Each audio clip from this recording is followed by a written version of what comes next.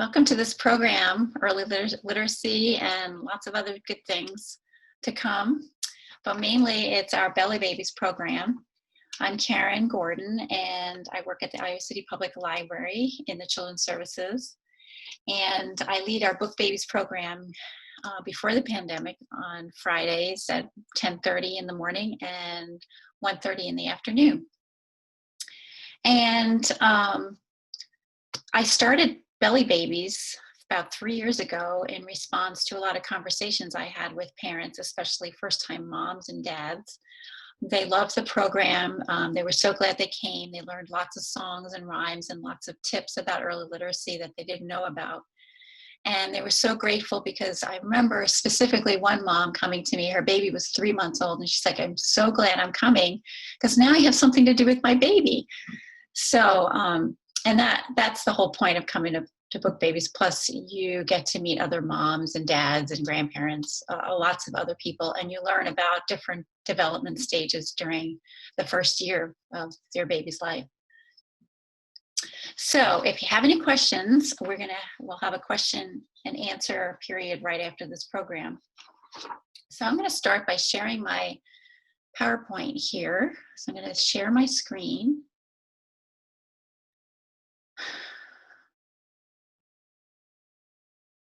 And okay, so welcome to Belly Babies. And wait a second here.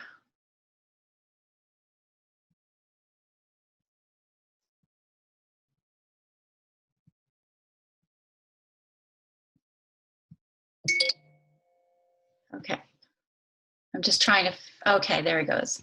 Now it's working. So I'm encouraging parents to start a ritual of reading aloud, especially now during your pregnancy. So I want you to love your bump and read. So you're probably wondering, are there advantages for your unborn baby? Have you heard of talking, singing, and playing music to your belly? Is there something to be said to reading to the womb? Well, there are lots of good things to be had for both baby and for you. It's only natural that you are aware that your baby's growing inside you and getting bigger. And this is the time to start talking and singing lullabies and reading to as your baby grows inside you. And this is also the time to start encouraging your husband or your spouse or a partner to chat with your belly as well. So around the second trimester, your baby can detect sounds from outside your body. Voices, music, and noises your baby hears in utero helps baby to get used to the world that it enters at birth. By 23 to 24 weeks, babies have shown to turn their heads in response to the noises and voices that they hear. A mother's voice is the clearest. So I read that studies show that when a mother reads, her relaxing voice causes the fetal heartbeat to slow down and drop. So reading aloud, singing, talking, help baby to get used to your voice. And repeating a book or song will soothe a baby in distress. So I have a quote from a doctor. He's an obstetrician, and his name is Dr. Alvarez. And to quote him, "Sound is an important parameter in the development of the human brain. We know that sound in utero promotes growth of cognitive development that the brain needs to develop reasoning. Around this time, the baby's neurons are migrating to and forming connections in the part of its brain that processes sound, the auditory cortex. Once this starts functioning, the baby is able to hear low frequency sounds in the womb, including melody and rhythm of its mother's voice. So even without hearing individual words, this may be the key part of early language acquisition."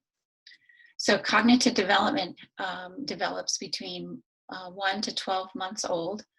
It's the process by which the brain develops the ability to learn and remember. So it just shows you that we are social beings and wired to communicate from the very beginning. And this also relates to repeating a song or book to soothe baby in distress. And it may be that you find a book, it could be any kind of book or a song that you really like, or a song that you remember as a child, and just keep repeating those over and over again. And once baby is born and is fussy, if it recognizes those sounds, it'll be soothed and comforted. I'm not saying all the time, but it will happen. So read and sing and talk to your baby as much as you can. And for fathers and partners, don't despair. The baby will learn their voice as well.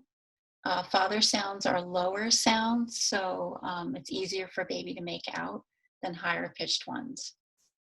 So just encourage them to read, sing, or even talk to baby as much as you can. So my next slide. So set a foundation. Love by bonding with your baby while in the womb. I'm going to stick you up here.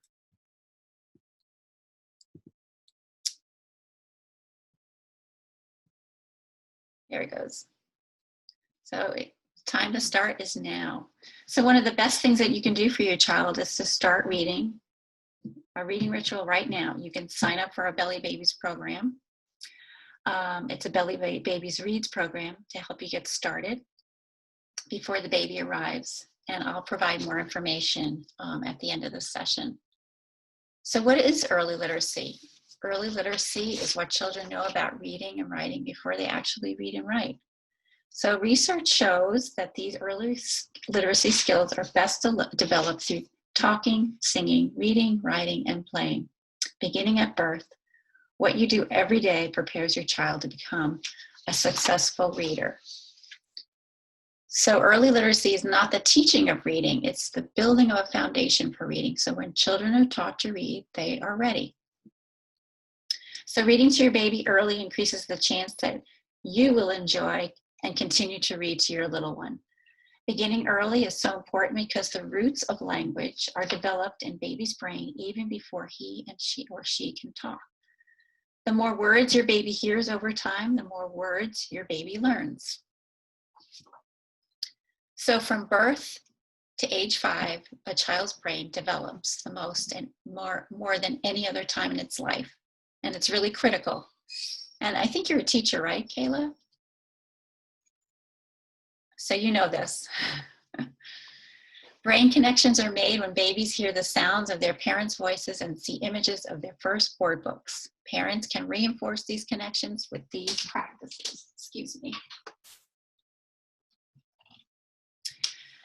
So we have 6 early literacy skills, and I'm just going to mention them. Print motivation, being interested in enjoying books, print awareness, noticing that print is everywhere and knowing how to handle a book, letter knowledge, knowing that letters are different from each other and knowing the names and the sounds and recognizing letters everywhere, vocabulary, knowing all kinds of words, phonological awareness, hearing and playing with smaller sounds and words, and narrative skills, describing things in events, and making predictions and knowing there's a beginning, a middle, and end.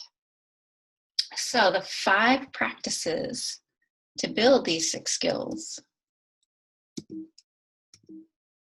Come on. I'm having a problem with my screen here.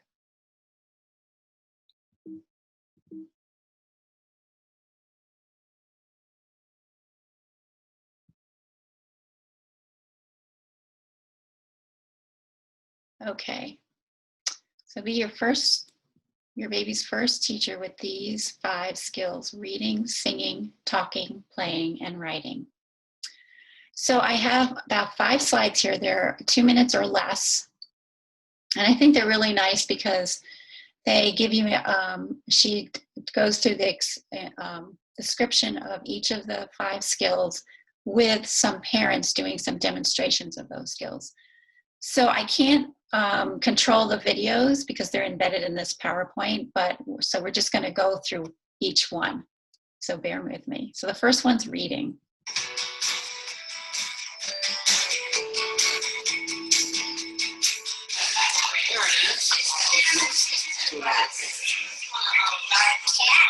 Cats, yeah, a couple cats. Read every day. Set aside a designated story time. No matter what your child's age, reading together is the single most important activity that you can do to help your child get ready to read. Your child has your full attention, and you are enjoying the experience together. This can encourage a love of reading while increasing vocabulary and background knowledge. Teddy bear. It's a teddy bear. Oh, it's a teddy bear. See? Baby. You are teaching them how books work, how written language looks, and how stories are organized, that they have a beginning, middle, and end. Se fue con el rabo entre las piernas. Y colorín colorado, este cuento se ha acabado. Children learn best when they're actively involved. So have your child help you turn pages as you read. If they're able, ask them to read sections too. You can also engage them by asking open-ended questions, like, what do you think is going to happen next? What's in his mouth? See those fish? Can you count them? Use your fingers. 1, 2, 3. Say 3. Yeah. 3. Expand on what your child says by repeating or paraphrasing, adding details and using new words. This is an opportunity to introduce less common words that they might not hear in everyday conversation. Make sure to stop and explain what the words mean. My little animals. Okay. They go down the hill. Okay, turn the page and let's start reading the book. Do you see a sheep? Where's a duck? There's a duck. Children who enjoy being read to are much more likely to want to learn to read themselves. Reading with your child is a great way to spend quality time together while stimulating imaginative thinking and encouraging a lifelong love of reading. Next one is singing. Shake, shake my silly out, wiggle the wax away. Singing is a natural way to learn about language. First of all, it's fun. And you don't have to have a professional voice either. Singing helps children develop listening skills and pay attention to the rhymes and rhythms of spoken language. 1, 2, 3, It also slows down language so children can hear different parts of words and notice how they're alike and different. Clapping and keeping rhythm helps children distinguish syllables in words and helps improve motor skills. Plus, they're learning new words that add to their general knowledge.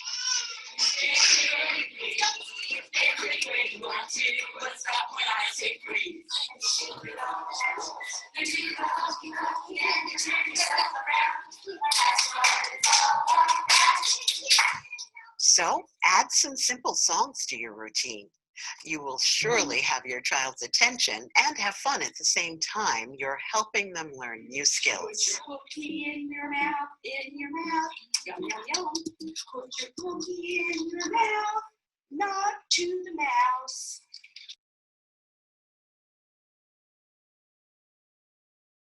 Sorry, for some reason my screen isn't working. You know what these are called? Look underneath of it. See it? What do you think those are called? Do you know? Want me to tell you? They're called springs. Make sure your child has lots of opportunities to talk with you, not just listen when you talk. Speak to your child in the language you know best. If English is not your first language, speak to your child in the language you are comfortable with. Dale un besito a tu hermanito. Dale un besito. Muy bien, ¿ya ves? This allows you to explain things to your child more fluently. Children learn language by listening to parents talk, how words sound, what they mean, how they can be put together to communicate. 4. How many bananas? 4. And who's got teeth? Yeah. See. Simply looking at pictures, pointing out items, and talking about them will encourage conversation. How about a cow? What does cow say? Moo. As parents introduce new words, children are learning conversation skills. Make sure to ask questions and allow your child to talk too. Even if they're not yet speaking, allow them time to make a response with a gesture or babbling. See the baby? Baby? Yeah. You like that teddy bear, don't you? Say teddy bear? Asking questions that require more than a yes or no answer increases comprehension skills. What do I do? Well, what does a firefighter do? For water on a fire engine. Is this an X ball? No. What kind of ball is this? Beach ball. Beach ball. That's an X ball? It's a tennis ball. Now, which ball is bigger?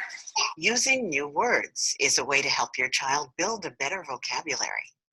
Make connections by helping them remember past events and connect them to current and future activities. Who's this? Grams. And who's this one? Poppy. Who are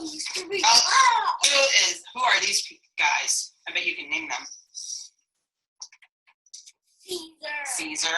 And who's this one? Which goat is that? Jack. This helps them understand that language can represent events that are not happening now.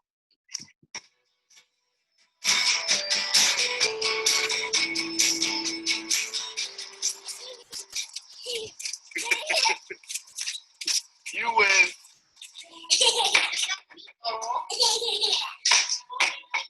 Children learn about language and literacy skills through play. While playing, they practice putting thoughts into words. Pretend play helps children think symbolically and develop oral language skills. Dramatic play helps develop narrative skills as children make up a story about what they're doing. It helps them understand that stories happen in an order. First, next, last. I want to glitter.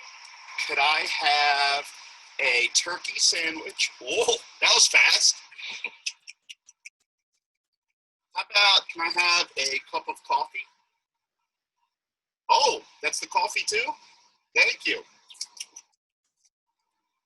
What's that? A cheeseburger. That's a cheeseburger. Okay. Make-believe play gives children a chance to act out real-life situations, work through worries and fears, and use their imagination to solve problems.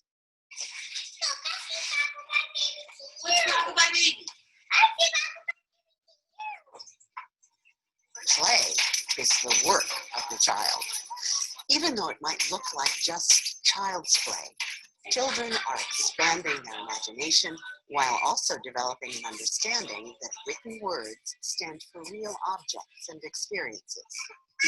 Your local library offers a variety of programs for children.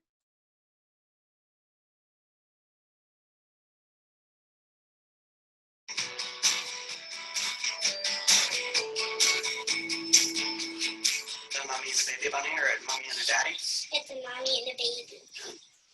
Children become aware that printed letters stand for spoken words as they see print used in their everyday lives. First cup water. Or, this is what we usually do.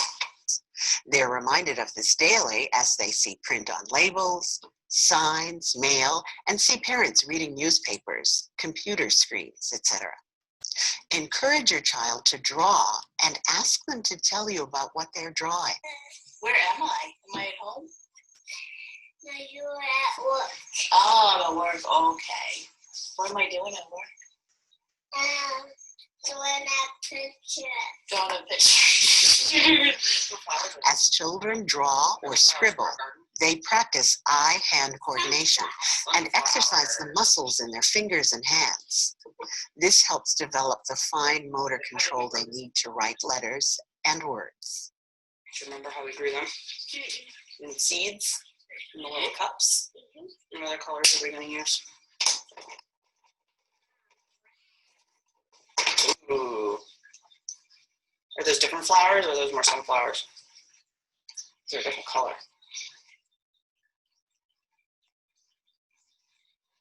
And a lava flower. Lava flowers. These types of activities teach children how reading and writing go together and how they are both ways to represent spoken words and to communicate information or tell stories. Good job.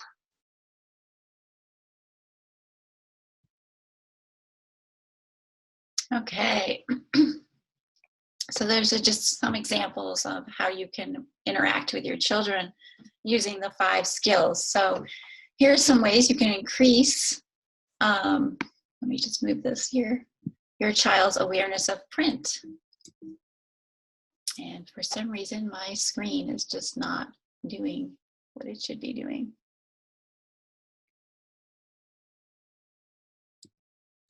So board books, lots of board books. When you read a board book with nice clear pictures, you can point to the picture or show your baby the real thing.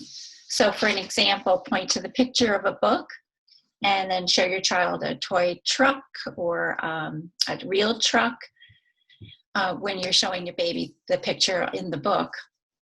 And this helps baby learn that pictures represent things and can see that they can see and touch. And later, baby will learn that print represents words, which represent real things. These are really cute books. These are also flap books. Babies love flap books. They love the element of surprise, like peekaboo.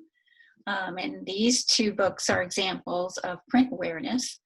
They need to learn that pictures and words represent things in the real world, and that letters represent sounds. Look and talk about different shapes. Read alphabet books. Teach your child about letters, how they look and sound. Children must be able to identify and decode letters to begin reading and writing. And I stress this a lot in my Book Babies program. We do a lot of rhymes. Mother Goose rhymes are great ways for babies to hear smaller sounds and words, rhythm, and hear words not normally used in everyday language. There's lots of different words, old-fashioned words that we don't use in our language that build that vocabulary. So they're important for babies because they develop an ear for our language. Rhymes and rhythms help children hear sounds and syllables. And parents' interactions are just as important. New parents can use rhyme as a prop that enables play. So here we have our Belly Babies Read program. We offer this to families, a way to learn about the gift of reading to their unborn baby. So if you sign up for the Belly Babies Read program, you will receive prizes, including 2 free high contrasting board books for participating read-alouds to your belly. 1 book when you sign up, and the 2nd book when you complete the program. Also, when you complete the program, you're automatically signed up for 1,000 books before kindergarten, which is a really nice program as well. And I can give you a little bit of information about that. And here you see it's just a bookmark. On one side, you put your baby's name and your phone number or email. And on the second side is 50 little eggs, and those represent each book that you read to your baby. So if you sign up, you can sign up online, and I left the information on the little site on the bottom here. And you can do everything online. And if you're wondering, how do I get the book when the library is closed? Well, we do have Curbside Pickup now. And what you do is you can email me at karen-gordon@icpl.org, and then we can arrange for you to pick up on Curbside. Curbside Pickup is available Monday through Friday from 3 to 6, and on Saturdays 10 a.m. to 1 p.m. You can also contact us by phoning us. The area code is 319-356-3200. So, do you have any questions? So I'm going to come out of this screen right now because I want to show you. Let's see. I want to be able to show you some of the books We have the high contrasting books here. So here's one book. And at birth, a newborn's eyesight is still developing and it's very fuzzy. So they're only capable of seeing shapes and movement, and their vision is limited about 8 to 15 inches. So basically the way you would hold a baby and look down at, they would see your face. And a baby's eyesight will continue to develop over the next 6 months. So using these black and white high contrasting books will help you nurture that development. Here's the second one, has a little bit of color to it, and it has some words. So it's really cute. That one's Hello Animals. And then I wanted to show you the 1,000 Books Before Kindergarten. So you get a little brochure like this. This just helps you increase your reading to your baby and engagement with your child. And this is a little bookmark that we have. So you read the first prize, it would be after the 250 reads, and there's a little log you can see where you can check off how many books you read. And it also includes books that your child, as your child grows, maybe they have a book that they just love the sound, they love the pictures, whatever it is. They want you to read it over and over again, and that's something that we encourage because repetition is best for children. And then after you finish, we also give you this little clip too. And after you first finish your first 250 reads, you get a little bag, little book bag. And there are 3 other prizes that you get. And I forgot to mention too, after you sign up, you get one of these little golden books. And then when you complete the program, you do get another golden book. So there are about 10 of these golden books, so you can choose. So do you have any questions before we go to our next person? Okay. I saw that Shauna said in the chat about an app. So I was just wondering about that. Yeah, I downloaded the Beanstalk app, and since I lost my bookmark, I don't know how I lost it, but I did. And it's really convenient because I can just scan the barcode of the back of the book that I'm reading, and it puts all the information about the title in there, and it logs that we read it, and then if I want to remember a book that we read, I can just go back through and find it. Mm-hmm.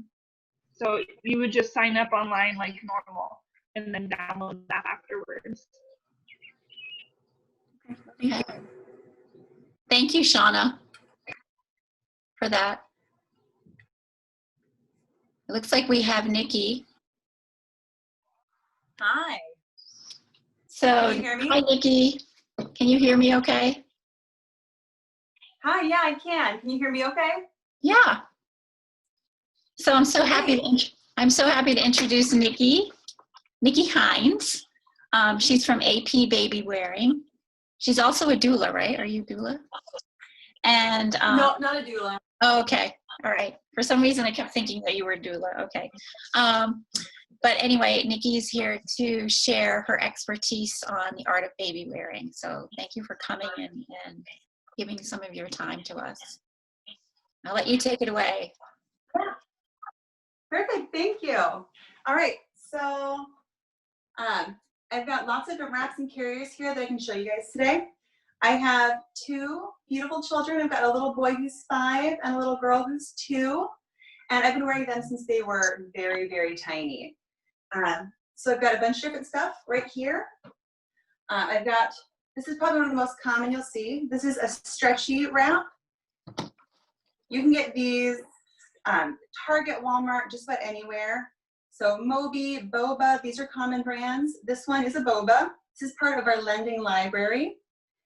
So this is great when baby is newborn, really, really tiny and small. You can wear this right from the moment they are born up until it feels uncomfortable to wear.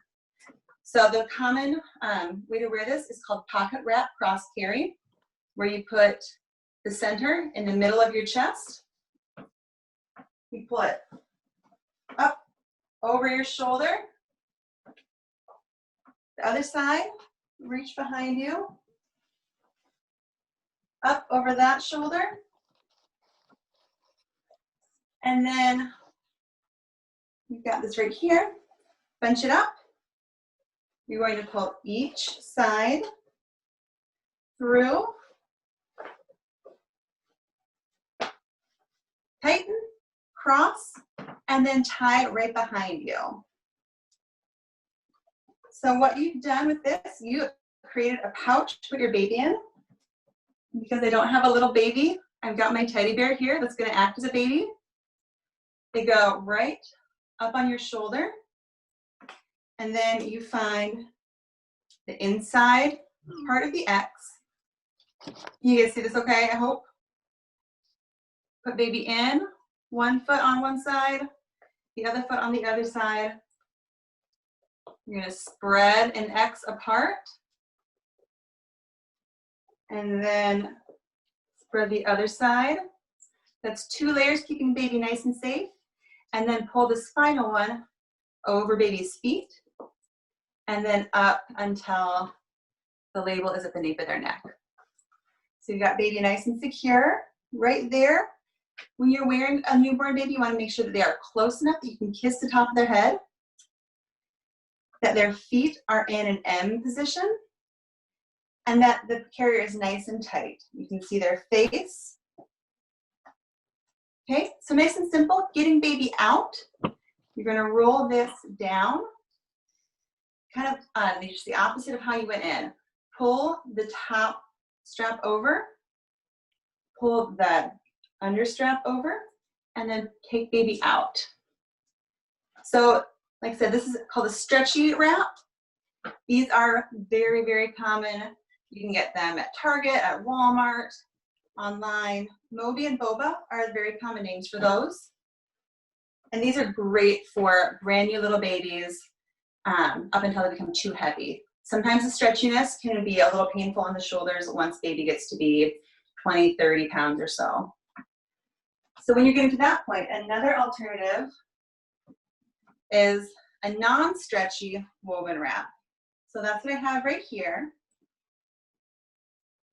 One of the benefits is that you can wear children that are much heavier. I've worn my 5-year-old in this, and he's very comfortable, as well as my 2.5-year-old, who is about 35 pounds. She would be very good in this. She's awesome in a non-stretchy woven wrap. We have different sizes of the non-stretchy woven wraps. I'm going to show you guys the size 6, and I'm going to show you a very similar carry to what we just did with the pocket wrap cross carry that was in the stretchy wrap. So this is a size 6 non-stretchy woven wrap. And I'm going to show you how to do a front wrap cross carry. I've got the middle. You can see there's a middle marker right here. That is right on my chest. I'm going to reach my arm out.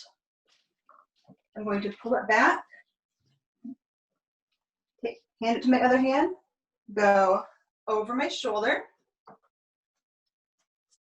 I'm going to gather that up.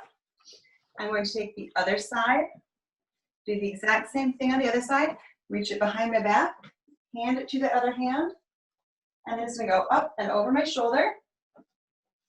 So I formed an X on my back, and just like with the pocket wrap cross carry, I've got this panel right here in front. So instead of making an X, I'm going to leave these like this, and I'm going to make a little pouch for my baby here. I'm going to pick up baby up on your shoulder. So I like to reach from underneath the bottom of this, reach up my hand, support baby's bum, and let baby kind of sink down. Make sure we have legs out. And then I'm going to find my middle marker, pull that up to the nape of baby's neck. For a newborn baby, you might roll it a little bit. It's the nape of the neck, maybe top of their ears, and then the bottom here, we're going to tuck underneath. Let baby's weight kind of sink into the wrap. I'm going to tuck it up to about their belly button, and that is forming like a little hammock pouch for baby. So now that I've got that, I'm going to hold one rail in between my knees, and I'm going to gently tighten to get any slack out of the wrap. This is going to help keep the baby nice and snug and secure and keep the wrap comfortable. Once I have my slack out of this rail, I'm going to tuck that right in between my knees. I'm going to do the same thing on the other side. And baby is nice and secure in this little hammock.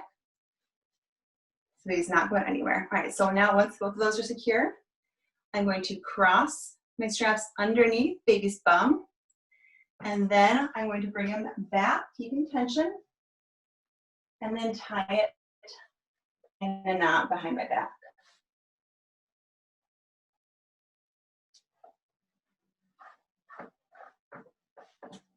All right, so this is front wrap cross carry. You can wear a baby that is brand new, hours old, all the way up into your toddler or preschooler. It's very comfortable. You can also spread the shoulders to distribute the weight a little bit more, and spread the passes around baby's back also. If you're looking to purchase a woven wrap, they don't have them at most kind of big box stores, but you can find some places online. Brands that you can look for would be OSHA, Didymos, Girasol. There's all sorts of different types that you can find. If you just do a quick Google search for woven baby wrap, you'll be able to find something. All right, to get baby out of this, again, opposite of how we came in. So I'm going to undo my knot. Now, baby is still nice and tight in here because of the M and because of this cross in front. So not going anywhere. Now I am going to hold tight. I'm going to put this rail right there in between my knees. I'm going to take that off, grasp it in between my arm and my body. One hand on baby. Same thing with that. And then kind of let those sides fall with one hand on baby at all times. And now baby's out. That is a non-stretchy woven wrap. Now another popular option is a ring sling. This is also non-stretchy woven material, and it has these two rings here. So this is great for a really small baby for wearing longer periods of time, wearing a larger baby, just kind of popping in and out of a shop, like if you're gonna go run a quick errand, or just kind of walk from here to there. Maybe if baby will let you cook, which happened to me quite a bit. So you can have baby on your hip or in front with the ring sling, and you can wear that from birth up until toddlerhood. So for this, I'm going to start with the rings up here. We call it a corsage position, so right kind of at your collarbone. And then I'm going to take my fabric, kind of gather it up. I'm going to reach my fingers through the rings, both rings. Pull my fabric through both rings. Open that up and then pull it through this bottom ring here. So kind of like those ring waist belts, same kind of concept, except for you have a lot more fabric and you ring it up on your shoulder. So now that I've got my rings threaded, got it nice here on my shoulder, I've got a little pouch for baby right here. Pick up my baby, the baby on the opposite shoulder as the rings. I'm going to reach underneath, let baby kind of sink down into my arms. And then I'm going to be gathering the fabric up, pulling it toward the rings to get rid of the slack. So keeping one hand here on baby, and I'm going to start pulling the slack through to tighten this up. You want it to be nice and tight, not so tight that it's uncomfortable, but tight enough that it's going to hold baby in place. Now I still got a little bit of slack down here at the bottom. This I'm going to make sure to make a little seat. It's kind of like that little hammock seat that we showed you in the first one. Instead of relying on an X to keep baby in place with the pocket wrap cross carry, we've got our seat. The seat should go from knee pit to knee pit and should be about up to baby's belly button or the top of their diaper. So I'm going to do one more little tighten on my ring sling here, pulling it through the rings. Now baby feels nice and secure. I've got my rings up here in corsage position, and now I'm going to take the bottom of this and just kind of cap it over my shoulder a little bit. Make sure it's nice and smooth and tight in the back, and pull any additional tension out. And now I've got baby right here, again, close enough to kiss. You can see baby's face. I've got an M position with the legs, and I have my hands free to do what I need to do. So nice and easy. You can leave this threaded, and if you do that, it's real easy to pull back on the top ring to create some more space, and then you can pop baby in and out, and then just make a seat, and then tighten as needed. Ring sling with a non-stretchy woven wrap, very nice and easy to do. All right, so letting baby out, creating space, letting baby up and out, and then I like to leave my ring slings threaded. Another popular option that people see are soft structured carriers. Right here, I've got a standard size Doulas soft structured carrier. They have so many brands right now. Really, you can find all sorts of things. Ergo Baby is very popular. A lot of the other wrap companies have made their own brands as well. Basic idea is that it's a panel of fabric. It's got a buckle clip at the waist, and then it's got clips that go over your shoulders as well. So to wear baby one of these, we're going to put it around the waist first. So make sure that it clicks, pull it tight. Should be about at your hips. We're going to get our baby. So if baby is very little, you might need to get an insert or roll a blanket to put baby up a little bit higher, because you want to make sure that baby's legs can stick out. We're going to assume that this baby is the right size for this baby size carrier. I'm going to kind of take my arm underneath the panel, pull it up over baby while I'm still supporting baby. And then one hand on baby, put my arm through one side, and put my arm through the other side. And then in the back, just click it together.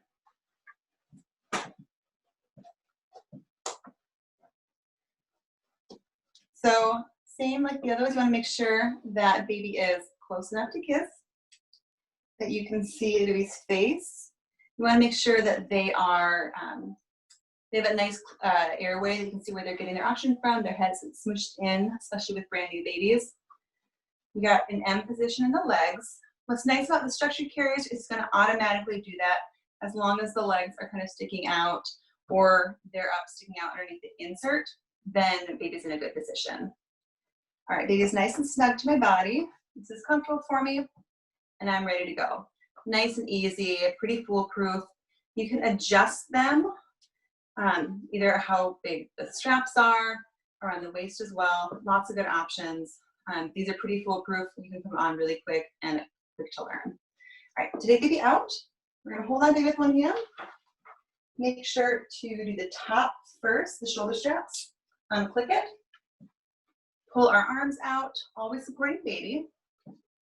Set baby someplace safe, and then unclick the bottom. The last two styles I'm going to show you are some Asian style carriers. So the first is a Mayday. So similar to the buckle carrier, except for instead of buckles, you have to tie it. So it's essentially a piece of rectangular fabric with 4 different ties. 2 for the waist, and then 2 for the shoulders. So again, I'm gonna just tie this around my waist, kind of like an apron. Do a double knot. I'm gonna get baby right here. I'm gonna smooth the panel up over baby. Keeping one hand on baby, I'm gonna put this strap on one side. I'm going to switch hands, support baby with this hand, and grab the panel, holding it tight over here. Switch that to my opposite hand. I'm going to use my forearm to support baby to me. And then the same thing, put that over my back. Use this hand to support baby and my forearm. And then pull this side, bring it to the front. So you can tie it in the front under baby, you can tie it in the back, really whatever is good. Again, baby's right here, nice and secure. These are really comfortable if you don't like buckles dipping into your waist, if you need a longer or a shorter waist size. These are great. Doulas makes a fly tie, which is their version of a Mayday tie. So that would be a nice option. You can find them online as well. So to get baby out, I'm going to undo my knot in the back. One hand on baby. Take the straps off. Set baby down someplace safe and take the waist off. Nice and simple.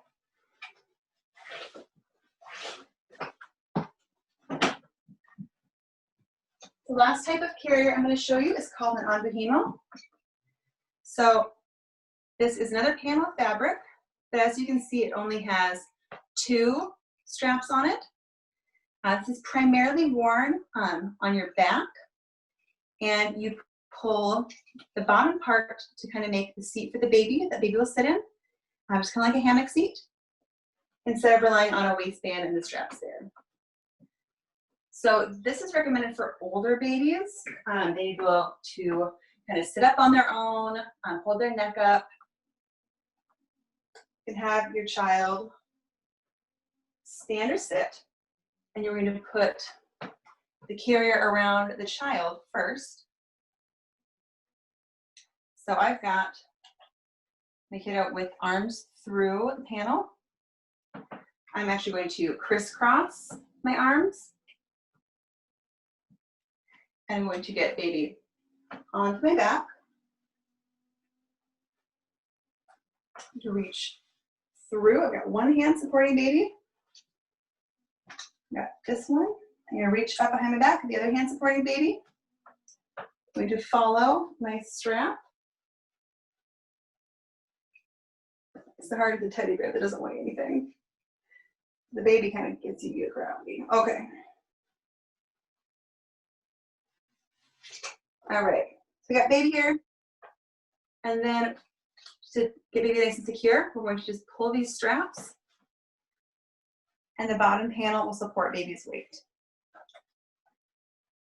So if you have a buckle tie, you can buckle up in the front. There's ones that just tie also.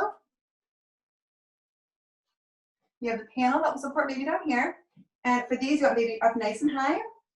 So kind of their head is kind of at the nape of your neck, and you want their arms to be out.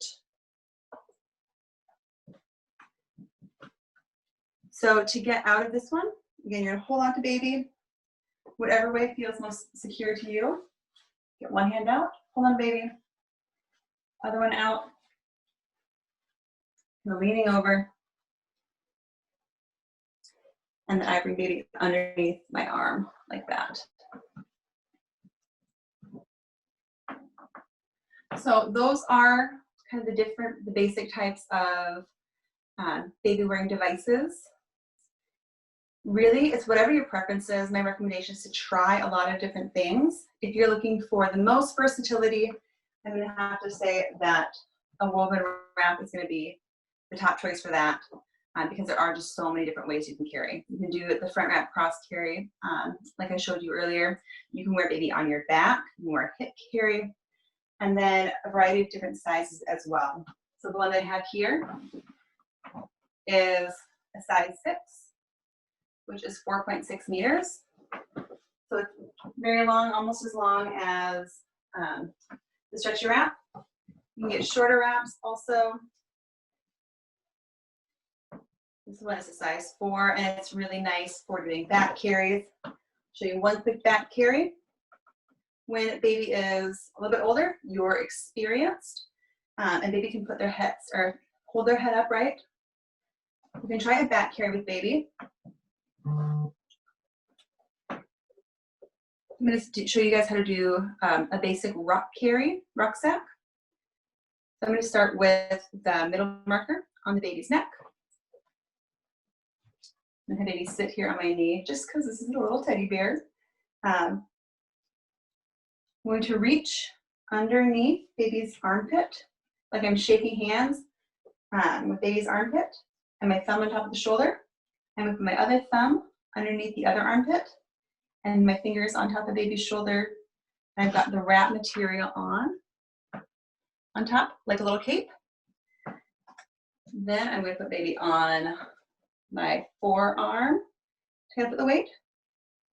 Put my head under my arms. Now baby is up here on my back. It can be really a little nerve-wracking at first. But once you get the hang of it, it is second nature. So I've got baby right here. I'm still holding onto one arm. The wrap is got some tension to hold baby's body to me. I'm going to put this between my mouth. I'm going to put my hand on baby's back right here. The other side to me. And now hold these between my teeth. The slack is, or the tension is holding baby to my back.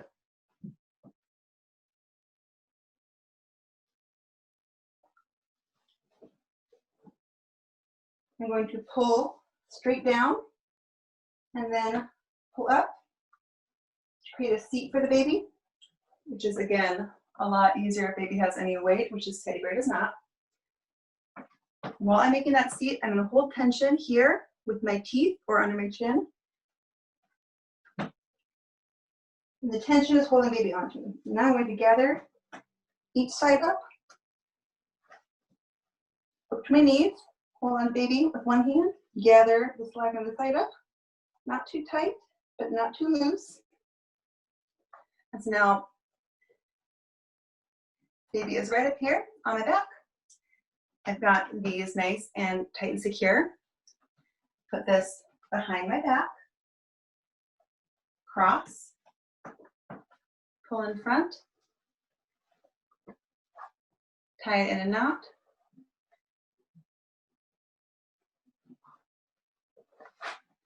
And now I've got baby not in my front. I can go do errands. I can walk around. It's very comfortable and it's nice to put baby back there while I'm doing things.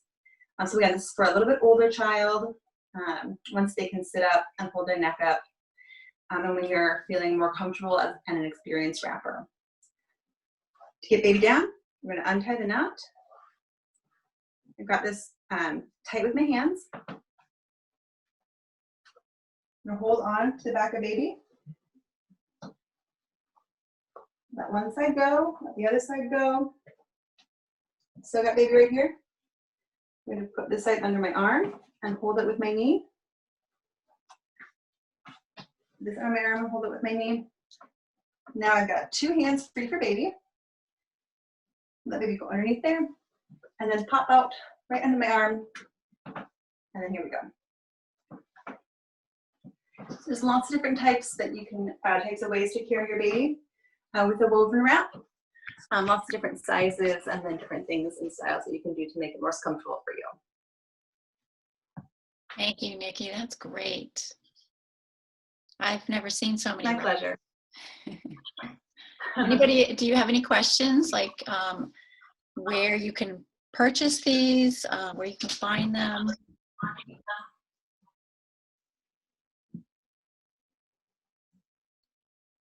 Nikki, you talked about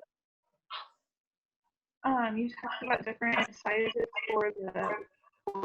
Are there different sizes for the stretchy wraps too? So the stretchy wraps are all typically one size. They're really, really long. They're about 18 feet long. And so they'll fit in most people, including like postpartum when you still have like a belly. There may be some slightly larger sizes for those, but they're all typically going to be the one size. Different brands may have like a smaller, medium, and large, but they're going to be pretty similar for that. Not the same kind of variation as the woven wraps. Great. Any other questions? because I know we have our other presenter ready. Let me just share Nikki's information. Let me get my screen up again. So if you want to contact her, Nikki, is this the right website to go to? IowaCityBabywears.com? No. So that would be the other baby wearing group. You can find us on Facebook. I'm at AP Baby Wearing of Iowa City. Okay. So it should look, I don't know if you can put my screen up, but we got it like that. Well, if you can send that to me, and then this way I can post that too. That'd be great. Absolutely. Well, thank you so much, Nikki, for sharing your time and your knowledge with us today. I'm just really grateful. You're such a gift to our area. And if anybody is interested, I will post a link on our website too. So thank you so much. Thanks. Bye. I've got another slide here to welcome Johanna Tomlinson from Nested Mama, Breastfeeding and Support. She offers in-person prenatal and postpartum doula support to a lot of areas here. She is a doula in education of childbirth, breastfeeding, and infant sleep. She blogs about pregnancy, birth, postpartum, and parenting. And you can visit her blog at, I think I have it up here, nestedmama.com. So let me stop sharing my screen here. And Johanna, let's see. There she is. Hello. Hi, Johanna. Welcome. Can you hear me? Yes, I can hear you. Everybody else can hear? I will stop. I'm very happy that you came and wanted to participate at such short notice. Thank you so much. You bet. Okay, well, I'll let you talk and I'll mute myself. Sounds good. Hi, I'm Johanna Tomlinson with Nested Mama. I'm so happy to be here with you and thankful for the Iowa City Public Library's invitation to share with you a bit about doula support as well as the work of lactation support. And so I'm super jazzed to be here. I'm going to talk a little bit about doula support, stop for questions, and then talk a little bit about preparing to breastfeed in pregnancy. And so I'm going to start by talking really broadly about doula support, what it looks like, what its characteristics are. Then I'll talk about the different kinds of doula support. There is more than one kind, you may be shocked to learn. And then cover a few commonly asked questions or misconceptions about the work of doulas, and then have some time for questions. So first of all, I'm going to talk about 5 facets of doula support. And this is speaking kind of really broadly about the work of doulas and the kinds of support that they provide. I'll try and use some specific examples, but after that, I'll follow up by talking about the different types of doula that are out there that may support you in preconception, pregnancy, and beyond. So the first facet of doula support is informational support.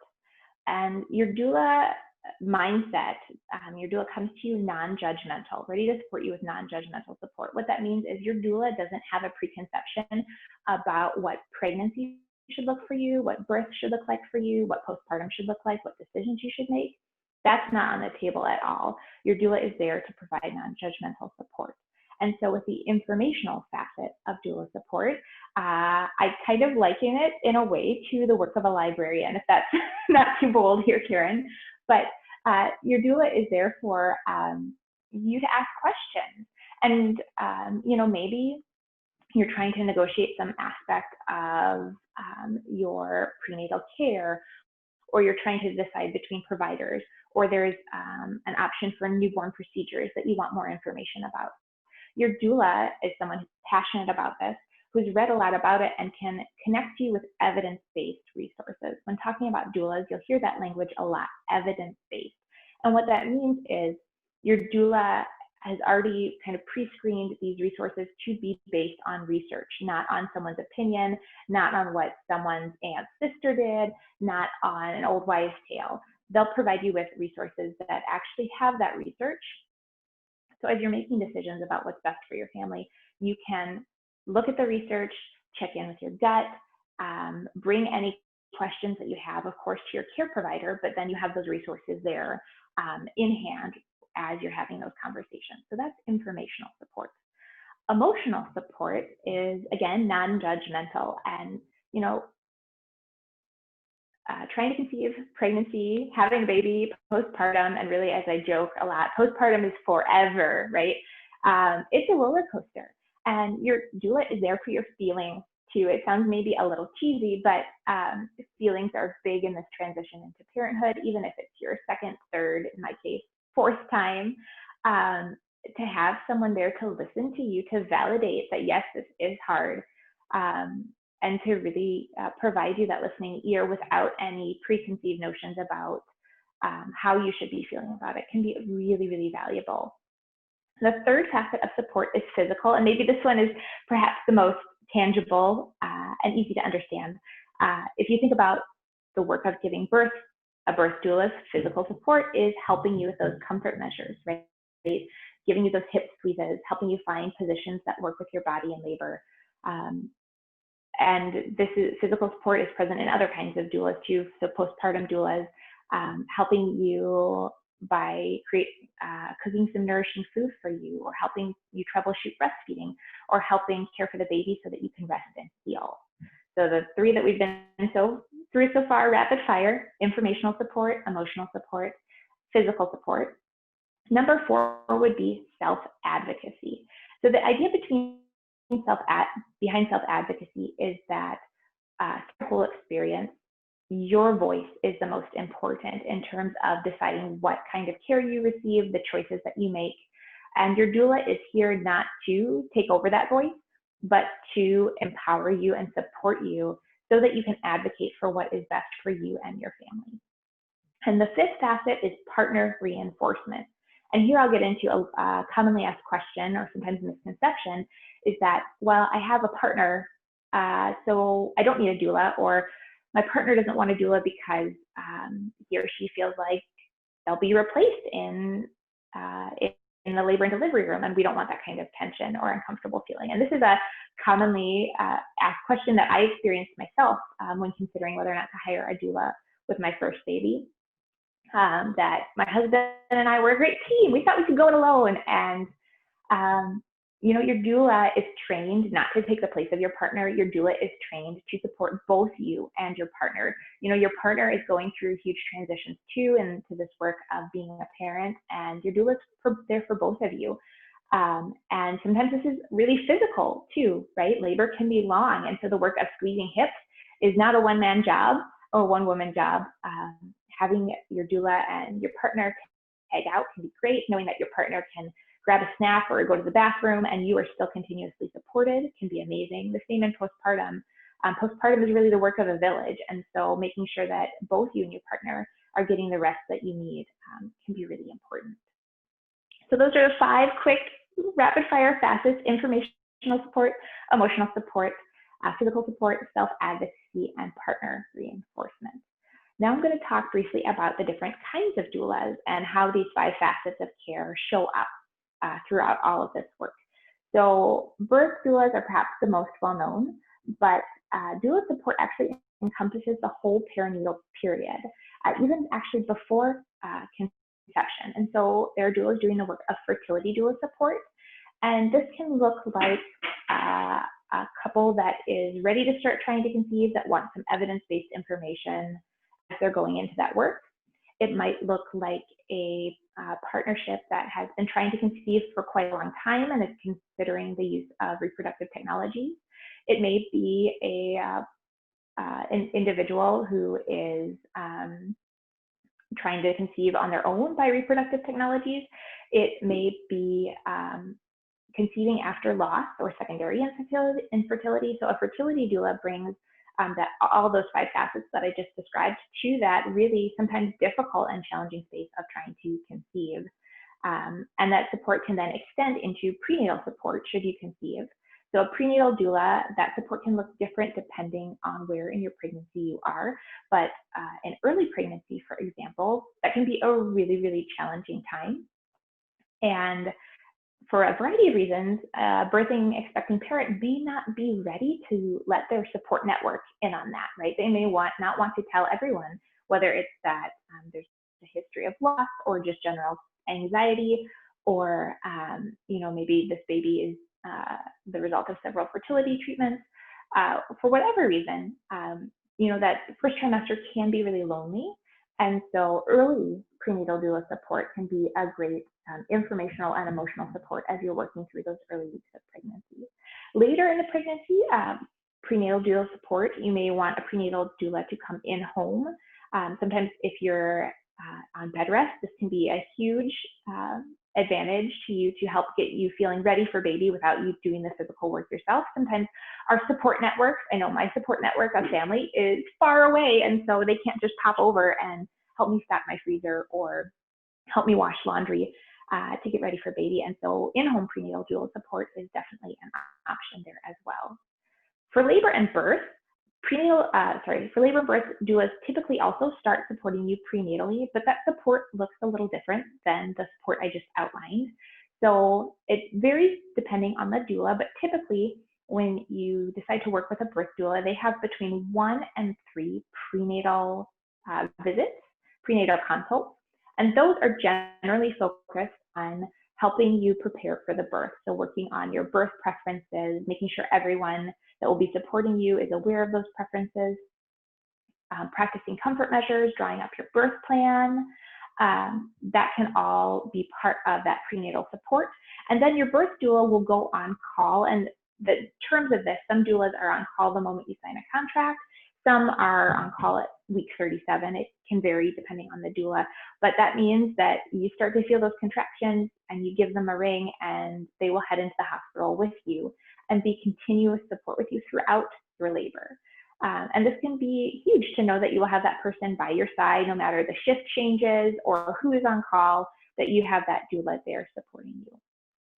And then there is postpartum doula support. The term postpartum, I think because of more awareness about mood disorders, often people say postpartum when they mean postpartum anxiety or postpartum depression. And so there can be sometimes confusion about the work of a postpartum doula. Postpartum is a when, not a what.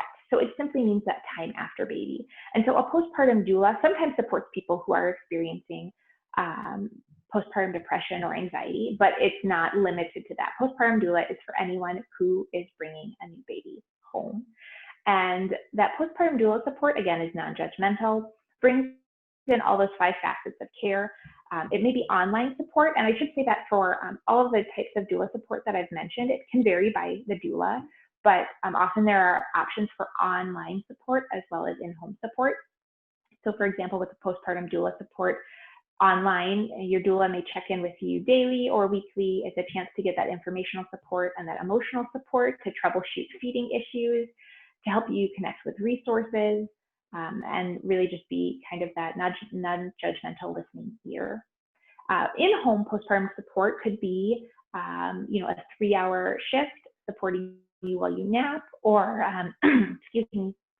helping prepare food, helping you do some light household tasks. Some doulas also offer overnight shifts, and these can be amazing in order for you to get that healing, restful sleep that you need, while also knowing that someone is going to be responsive to your baby during the night, because those babies, they don't take time off during the night, right? They need that close, loving care day and night. So that is postpartum doula support. One other type of doula support is bereavement and loss support. And you may, if you have a history of loss, you may want to look for a birth doula who has that training. Or if you are experiencing a loss and bereavement doula can support you through that as well. So those are the different kinds of doula support. And really briefly, I'm going to touch on just a couple commonly asked questions or misconceptions, and then we'll have hopefully some time for questions. I hope that I'm moving through this fast enough for that. So one question we field quite frequently as doulas are, well, if I have a midwife, do I need a doula? Or if I have a doula, do I need a midwife? You know, how does that all work? Well, a midwife and a doula are very different, but work together very well. So a doula is explicitly and 100% non-medical support. So your doula is not going to assess the well-being of your baby or you at any point in your pregnancy, labor, and postpartum. They're not going to diagnose any conditions. They're not going to recommend any courses of medical action, give you medical advice. All of that is outside the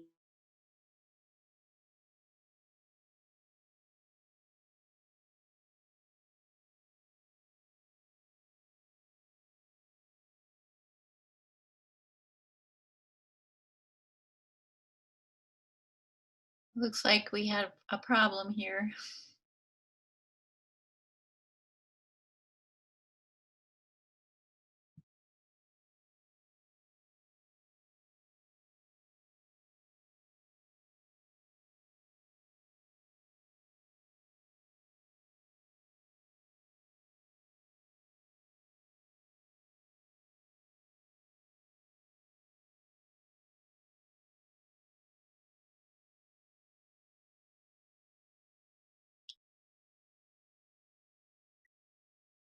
Well, it looks like she's off right now, but she's probably going to try to get back on. I'll just watch for her. Sorry about that. You want a time to stretch your legs or get something to drink or anything? I know you've been sitting for a while.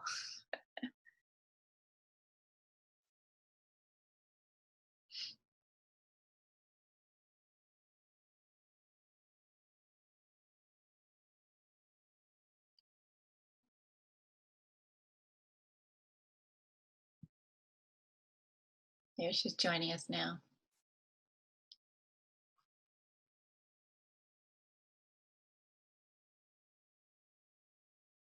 Hi. I'm so sorry. I think my phone just decided it was done. It said enough. So I'm not sure at what point it cut out.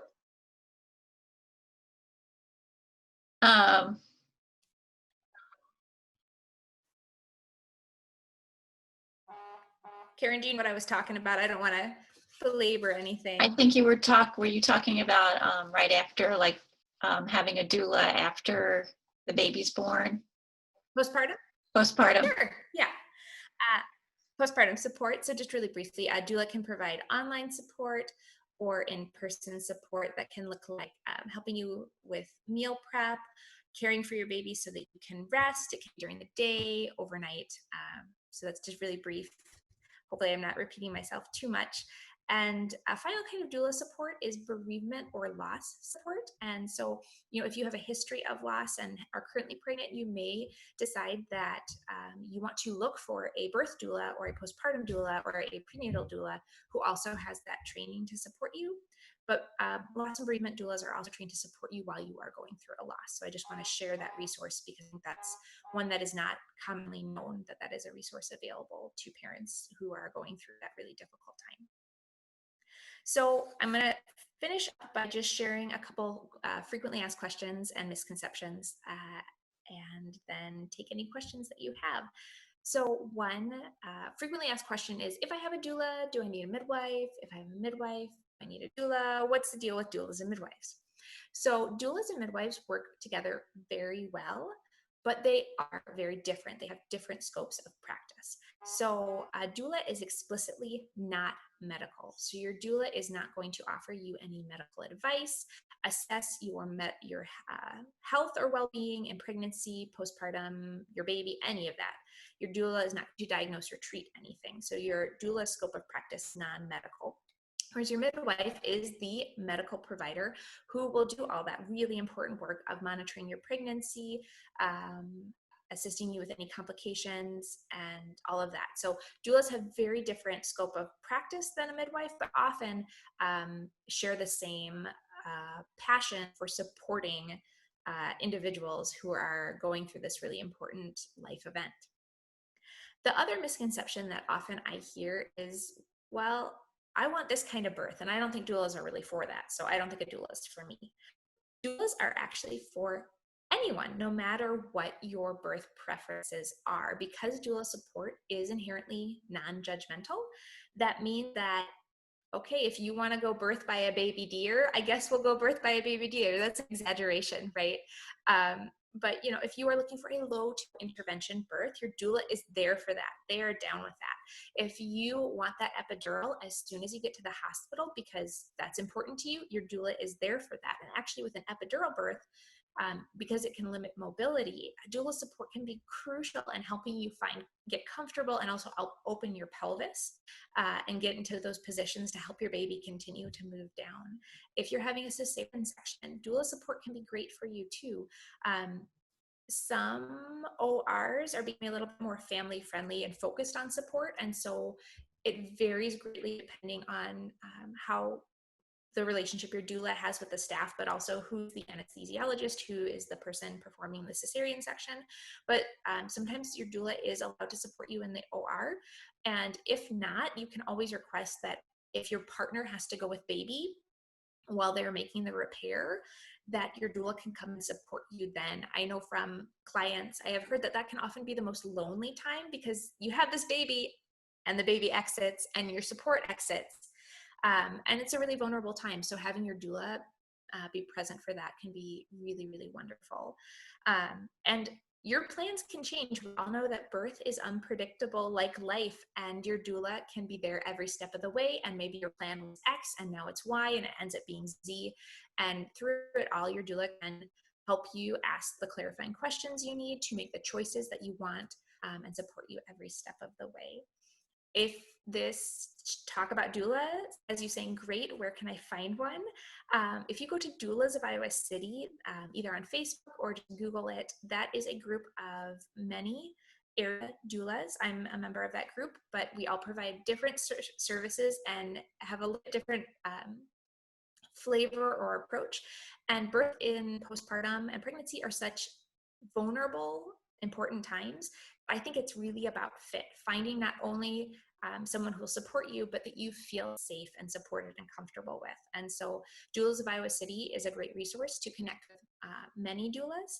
And we actually are going to host a virtual Meet the Doulas June 23rd, which if I look at my watch, that's in 10 days. I don't know about you. I don't know what day it is most of the time right now. But that's an opportunity to talk to several doulas and get a sense for the support that we provide. That was a lot of me rapid fire. So does anyone have any questions? How are you working with this pandemic? I mean, what's involved in that now? That's a really great question. So I focus on classes, prenatal support, fertility support, and postpartum. So I don't actually do the birth support, but I can speak to that from what I've seen with my colleagues. So I'm supporting people virtually primarily. I do have some families in the fall that we're talking about plans for if things look like, you kind of need to batten down the hatches. What's the approach going to be to make everyone feel as safe as possible? So I am currently planning to be supporting people in person, but in a very careful, cautious, thoughtful way in the fall.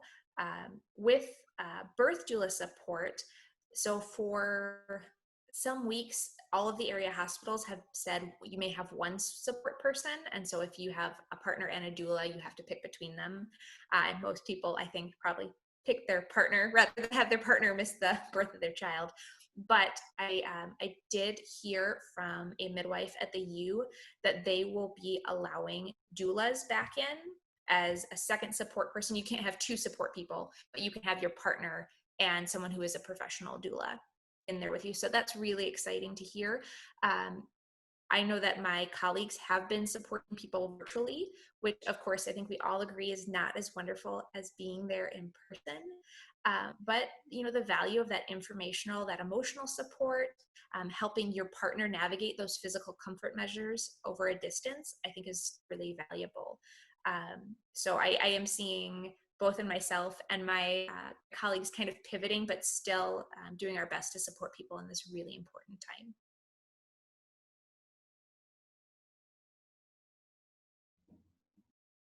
Any other questions? I was just wondering if our two mamas wanted to get up and move around, or and I did this. Yeah, go to the bathroom. Yeah, take a drink of water or something. Or we can just continue. It's up to you.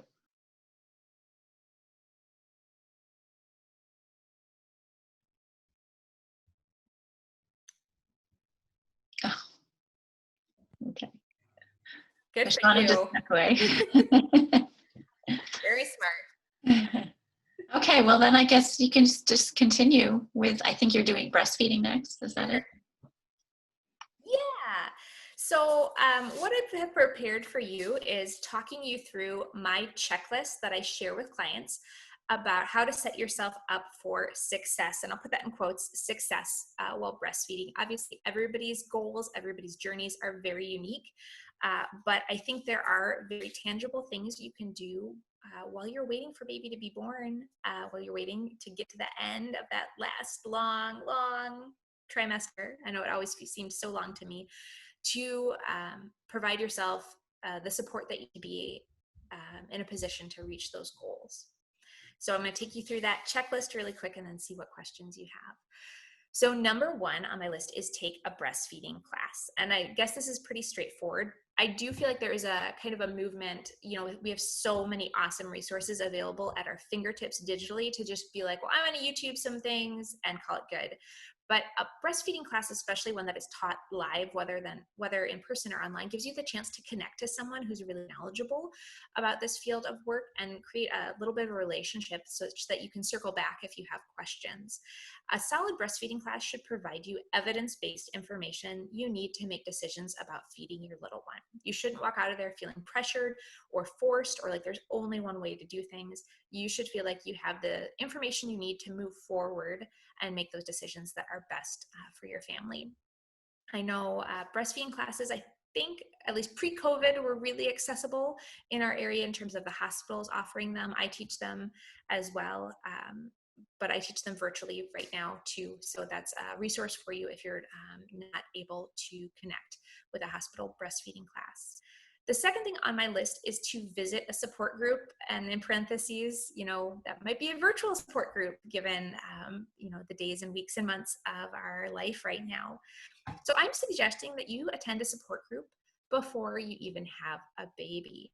And I think this can help you in several ways. Practically speaking, it can be really tough to get out the door with a new baby. And the thought of going somewhere new with people you've never met, it just like, I know the thought of that makes me not want to get out of my sweatpants and my comfy rocker, right? And so if you attend a breastfeeding support group, whether virtually or in person, before a baby, you'll be familiar with the location, the people, and the atmosphere such that it may be a lot easier for you to take that step to actually pack up the baby and walk out the door and find yourself in community with those people newly postpartum. Breastfeeding groups are also a great way to find that community with parents in the same stage, which can make the early parenting days less isolating. I know a question that I always ask at the start of my breastfeeding classes is, what is your experience with babies and breastfeeding? Have you seen a baby breastfeed? And sometimes I have, you know, class attendees that, oh yeah, I'm one of 13 kids and I've watched my mom, you know, extended breastfeed all my siblings. Or you have people like me who I think I maybe saw like a niece and a nephew under a cover breastfeed. You know, I had never really been around parents of newborns who were feeding from their bodies. And so, you know, just being in that community and seeing that work in person can be, I think, really uplifting and build some confidence. The third thing on my list is making a postpartum plan. And if you want to learn more about this, I have a couple blog posts outlining what this work is, and I also do teach a class on this topic. But feeding a baby with breast milk, whether pumped or directly from your body, is a full-time job in the early days. Your baby is going to be feeding very, very frequently. You're still healing. And so having your expectation be that that's what you're going to be focusing on can be really important, but you need a plan for all of the other things that need to happen, right? For food or your pets or older siblings or this and that. And so a postpartum plan allows you and your partner to put together the puzzle pieces of support that will be essential for you to focus on during this wonderful but often exhausting time while you care for your baby in this way. And I know my experience, and sometimes the experience I see with my clients, is you're not having these conversations about what you need for support until you haven't slept in 3 days and you're kind of already at that exhausted place where it's hard to come up with a collaborative plan. And so I really encourage my clients to do this work with their partners ahead of time, such that you can kind of fall into that cushion of support rather than be scrambling when you have, this really exhausting, wonderful work of feeding your baby and healing going on. Next on my list is finding a doula, which we already talked a lot about that. So I'll just say that having non-judgmental, compassionate support throughout your experience of labor, birth, and postpartum can really make a difference on how you find your footing with your new babe. One thing I didn't mention is that birth doulas typically will stay with you for 1 to 2 hours after the birth.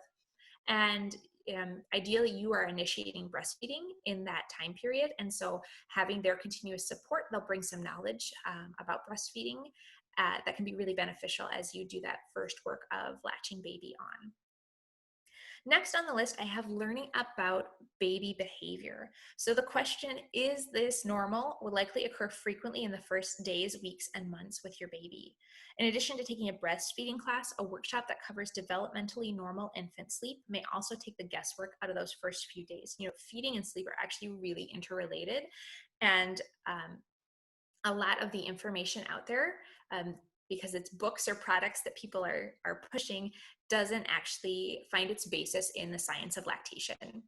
So I think it can be really, really empowering to know what breastfed babies, how do they behave? How frequently do they seek the breast? What do their sleep patterns look like? If my baby's fussy, doesn't mean I'm doing something wrong, right? If you can walk into that situation, just kind of having the basic knowledge of what biologically normal baby behavior is, you'll be second guessing yourself a lot less, or cueing into where you need support and addressing those issues right away. 2 more on my list. Finding community. So in addition to finding a breastfeeding support group, searching out support communities before babies arrive can make finding support and friendship in this parenting journey much simpler. And I know I've heard from lots of people how wonderful the Iowa City Public Library's baby book programs are in terms of creating that community. And I think that's wonderful. Breastfeeding groups are great for that. Hike It Baby is another resource. The AP Baby Wearing group that Nikki works with is, again, another place to find community of parents who are in the same stage. And I really encourage my clients to identify those communities that they'd like to potentially take part in ahead of time, so that when you're like, wow, I really need to get out of the house, you know where you can find people in that same stage of life. And finally, knowing your resources. Compiling a list of resources, including postpartum doulas, support groups, breastfeeding counselors, lactation consultants, and perinatal mental health professionals is a good task for these long 3rd trimester days when your pregnancy seems to stretch on forever.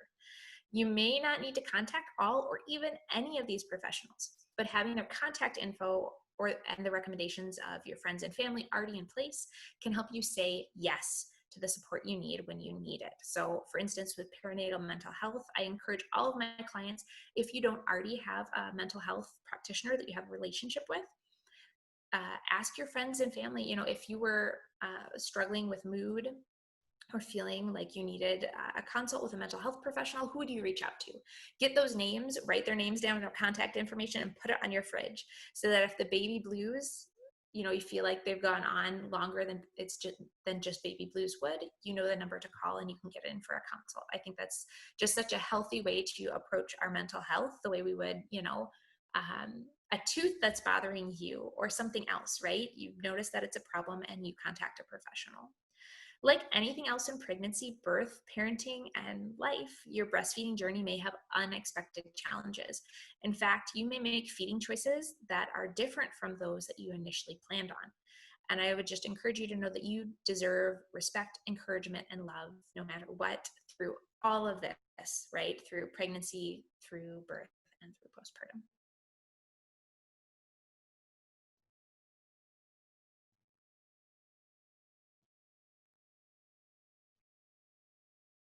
Thank you, Johanna. You're welcome. That's really nice. Anybody, do you have any questions for Johanna? You covered a lot of information. I'm so grateful to you to come. I know, I'm sorry, it was too rapid fire. No, that's I okay. tend to be very thorough.